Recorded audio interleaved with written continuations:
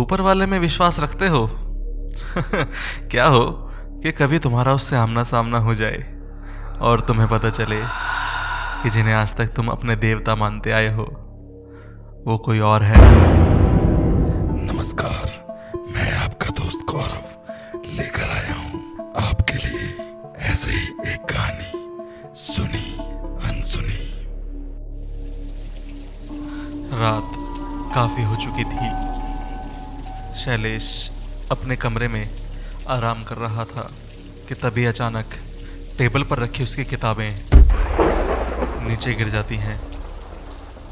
उसे उठाने के लिए वो जैसे ही नीचे झुकता है कि तभी उसके दरवाजे पर एक दस्तक होती है। जब वो दरवाज़ा खोलकर देखता है तो सामने अंकित खड़ा होता है, जो कि उससे कॉलेज के शेड्यूल के बारे में पूछने आया था। शैलेश और अंकित एक ही क्लास में पढ़ते थे, जिस वजह से वो दोनों बहुत ही अच्छे दोस्त बन चुके थे। बातों बातों में वक्त का पता ही नहीं लगा और ऐसे ही बातें करते करते अंकित ने शैलेश को बताया कि वो जिस गांव में रहता है वहाँ पर एक दैवीय शक्ति का वास है, जो कि उनके गांव को चोरों से, बाहर के लोगों से और बाकी सारी प्राकृतिक आपदाओं से बचाती है। शैलेश ये सब सुनते ही बहुत तेजी से हंसा और उसका यूं हंसना अंकित को बिल्कुल भी रास नहीं आया। अभी शैलेश की हंसी रुकी भी नहीं थी कि अचानक कमरे में रखी एक कुर्सी अपने आप गिर गई, मानो जैसे किसी ने उसे बहुत तेजी से जमीन पर पटका हो। अंकित यह देखकर डर गया। उसने शैलेश से कहा कि हमारे देव को शैलेश का मजाक बिल्कुल भी अच्छा नहीं लगा और वो तुझसे नाराज हो गए हैं। लेकिन तभी शैलेश बोला, भाई यार, खिड़की बंद नहीं है और हवा भी इतनी तेज चल रही है, इसलिए कुर्सी गिर गई। तेरे देव ने कुछ नहीं किया, समझा? अंकित शैलेश की इस बात से गुस्सा हो गया और उसने बोला, तुझे ये सब मजाक लग रहा है? एक काम कर, इस बार की छुट्टियों में मेरे साथ मेरे गांव चल और तू खुद देख लेगा तो तुझे खुद ब खुद यकीन हो जाएगा। शैलेश भी इस बात को मान गया और दोनों कॉलेज की छुट्टियों में अंकित के गांव के लिए रवाना हो गए। गांव पहुंचते ही शैलेश को माहौल में कुछ अजीब सा लगा, मानो जैसे कोई उसे देख रहा हो, जैसे कि वो यहाँ खुद नहीं आया बल्कि किसी के बुलाने पर आया है। भाई साहब, कोई गलती तो नहीं कर दी यहाँ पर आके? शैलेश को लगा कि शायद ये सब सिर्फ उसका वहम है। अंकित के घर वालों ने उसका बहुत ही अच्छा स्वागत किया। अंकित की मम्मी ने शैलेश को एक काले रंग का टीका भी लगाया। ये टीका हमारे गांव का प्रतीक है और कहीं देव तुम्हें बाहर का समझकर तुम्हें नुकसान न पहुंचाए, इसीलिए ये तुम्हारी रक्षा करेगा। अगले दिन अंकित ने शैलेश को अपना पूरा गांव दिखाया और शैलेश को गांव बहुत ही अच्छा लगा।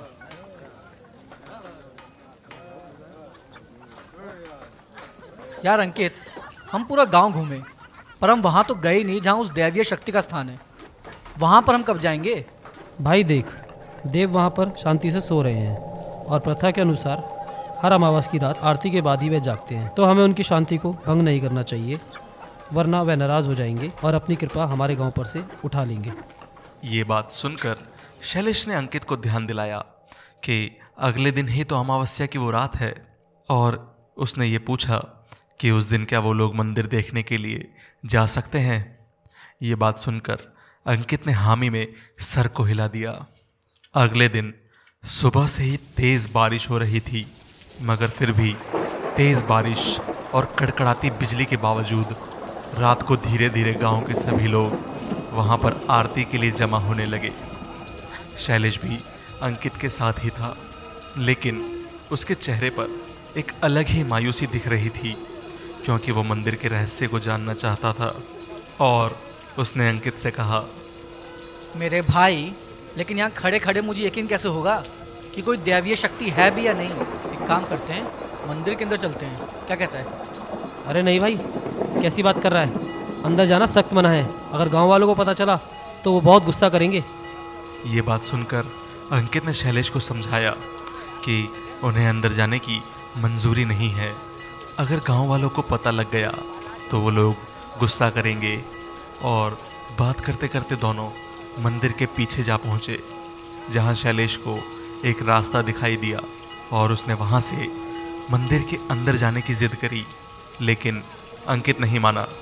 शैलेश ने नाराज होते हुए कहा, भाड़ में जा, मैं तो जा रहा हूँ, देखता हूँ तेरा देव फेव मेरा क्या उखाड़ता है।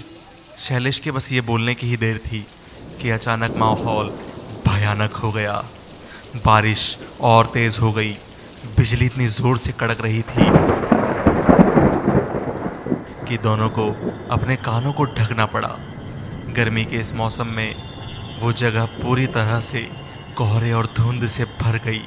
अंकित ये देखते ही सूखे पत्तों की तरह कांपने लगा और दैव से क्षमा मांगने लगा। वो बिल्कुल भी अंदर नहीं जाना चाहता था, लेकिन वो शैलेश को अकेला भी तो नहीं छोड़ सकता था, इसलिए ना चाहते हुए भी वो शैलेश की हिफाजत के लिए उसके साथ साथ चलने को तैयार हो गया। भाई क्या हुआ, अभी से डर गया क्या? अबे चलना मज़ा आएगा। थोड़ा अंदर जाते ही उन्हें एक बहुत ही बुरी सी बदबू आई, जैसे कि कोई मांस कई दिनों से सड़ रहा हो। अभी वो इस गंदी सी बदबू से संभले ही थे कि तभी उनके कानों में एक आवाज़ आई, जिसे सुनकर ऐसा लग रहा था मानो कोई गहरी नींद में सो रहा हो। भाई भाई प्लीज़ चल यार यहाँ से, मुझे बहुत डर लग रहा है, प्लीज़ चल लें यहाँ से। अबे कुछ नहीं होगा, चलना। देखे तो सही ये आवाज़ आ कहाँ से रही है।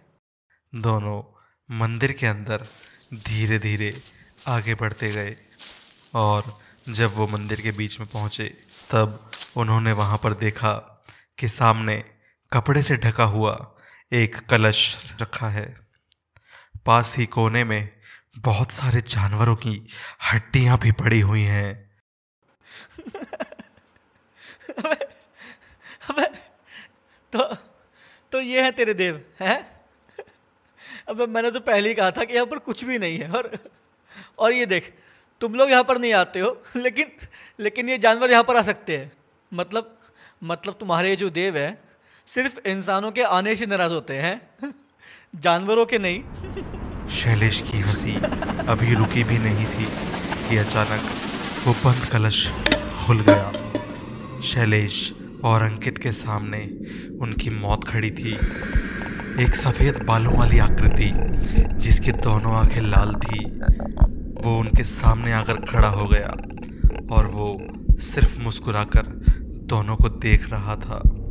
शैलेश और अंकित डर से किसी सूखे पत्ते की तरह कांप रहे थे, लेकिन उन्होंने अपने आप को संभाला और वहां से पागलों की तरह भागने लगे।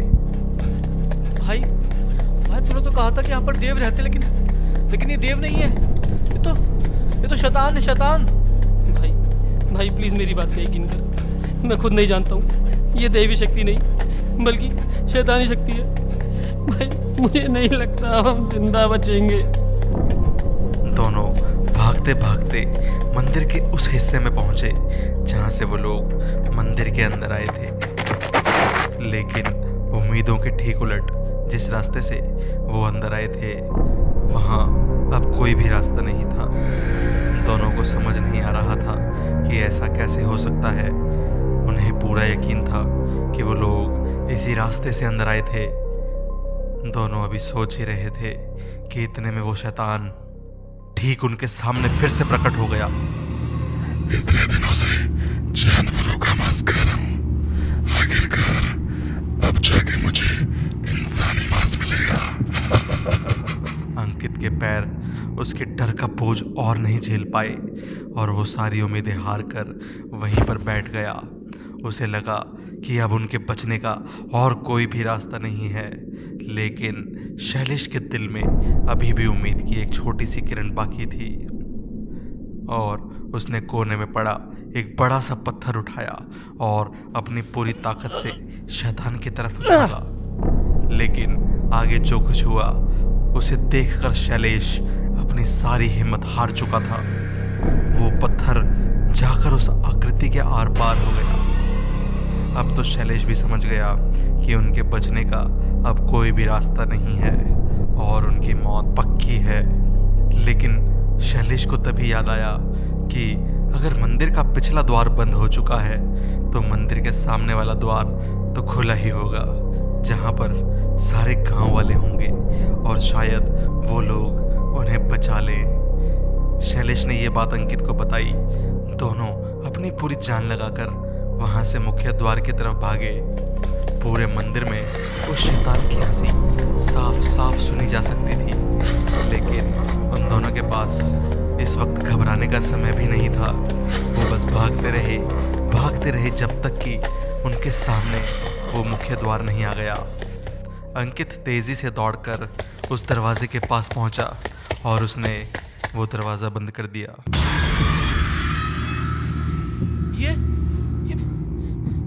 ये तूने क्या किया? दरवाजा क्यों बंद कर दिया? अब हम यहां से निकलेंगे कैसे?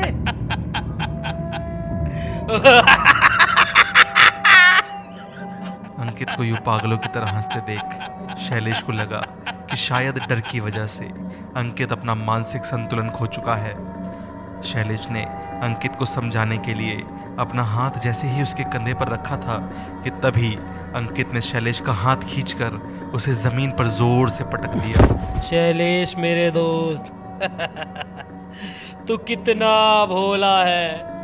खैर, अब तो तू मरने वाला ही है, तो मैं तुझे बता ही देता हूँ। मुझे शुरू से ही पता था यहाँ कोई देव नहीं बल्कि एक शैतान रहता है। मैं और हमारा गांव इन्हीं शैतानों की पूजा करते हैं और हमारी ये देव हम पर अपनी कृपा बनाए रखें, इसलिए हम इन्हें हर महीने एक इंसान की बलि देते हैं। और इतना बोलते ही अंकित बस पागलों की तरह हंसने लगा और शैलेश जैसे ही उठकर खड़ा हुआ कि तभी ठीक उसके सामने शैतान आकर खड़ा हो गया और वो पूरा माहौल शैलेश की चीख और अंकित की हंसी से गूंज उठा।